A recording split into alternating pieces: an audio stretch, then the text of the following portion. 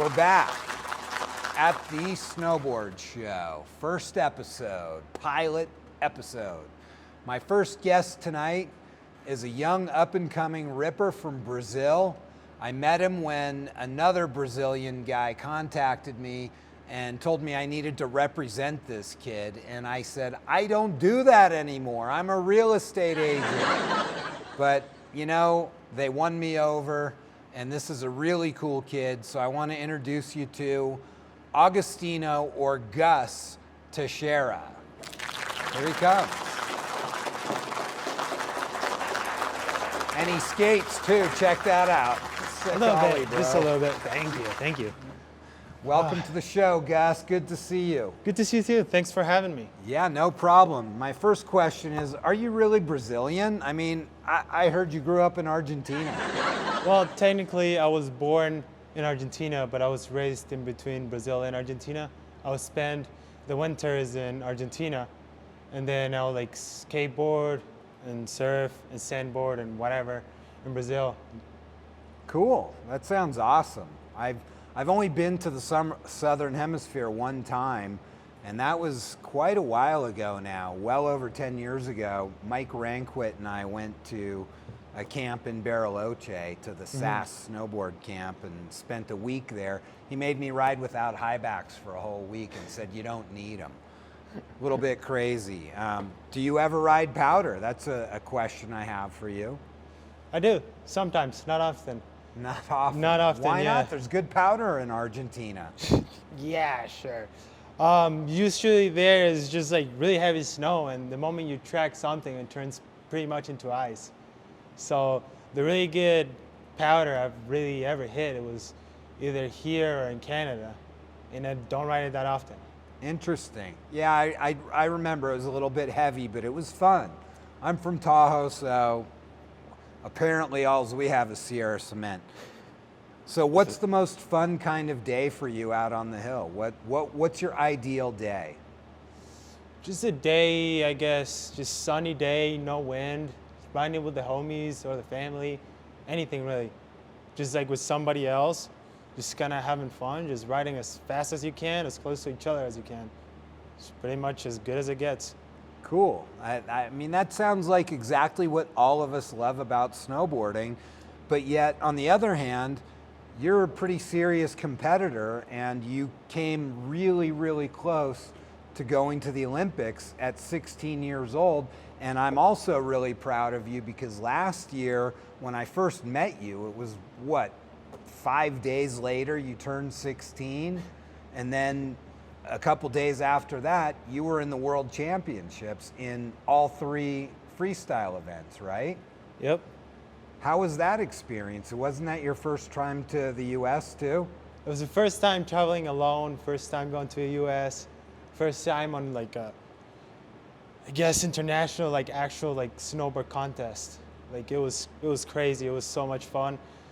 Really nervous, really scared of some things. Like I'd never been to the US before, unless by myself, first time traveling by myself. But I got the opportunity to meet some nice people, some nice competitors, and just try my best. Cool. Hey, you got some good results too. I think for someone who, you know, is barely 16, I was really impressed with your riding and just your composure, and also you're not a bad roommate too. Thanks for letting me crash in your room. You're welcome. How did you hook up with the Vail Club? I know you're being coached now by Danny Cass and Ronnie Barr, so tell me a little bit about how that came about. Honestly, I have no clue. I think all of that happened was the first time I came here. When I met you, I met Danny Cass, and he like couldn't coach me because he was coaching somebody else, I think. And then he just introduced me to the Vail Club, and that's how I kind of got into it. Cool. And how is it working with Danny? Because when I met you, you didn't really know who he was, which is kind of funny. I had no clue who he was. I remember on the drive when you drove me here to Copper, I was like, who is this guy? I didn't know nobody here. I was like, I don't know, I guess this dude that apparently like got second at a couple Olympics and won a couple X Games or something was coaching me. That's all I kind of knew.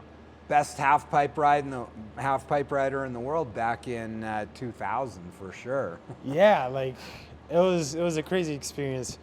It was a really nice person, really dope rider, really nice coach, and I couldn't be more stoked to like have Cool. ridden with him.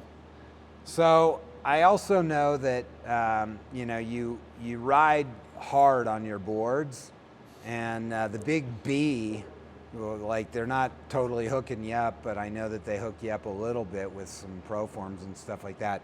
I'm just curious, how many boards do you break?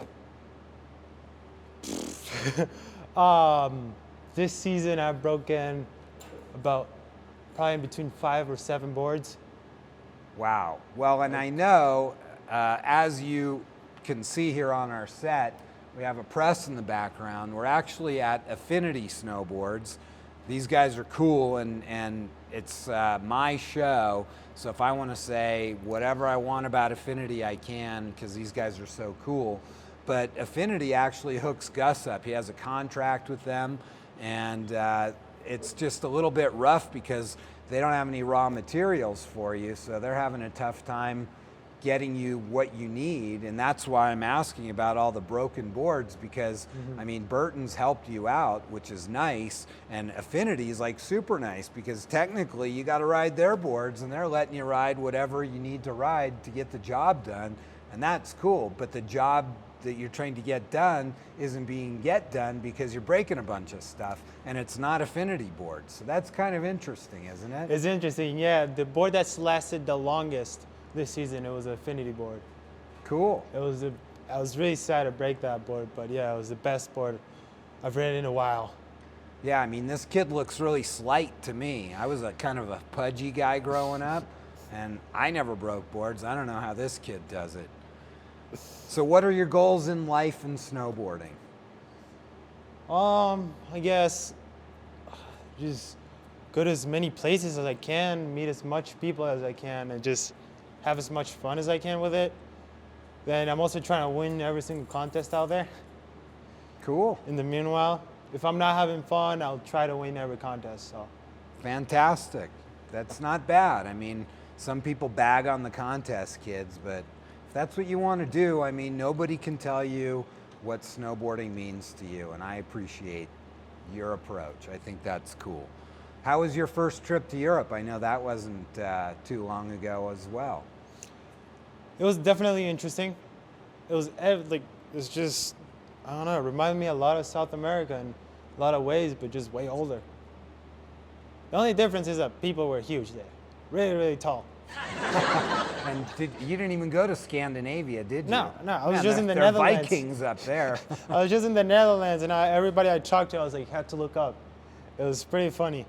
But like all the people treated me very nice there. It was pretty good contest there, and like just really nice people.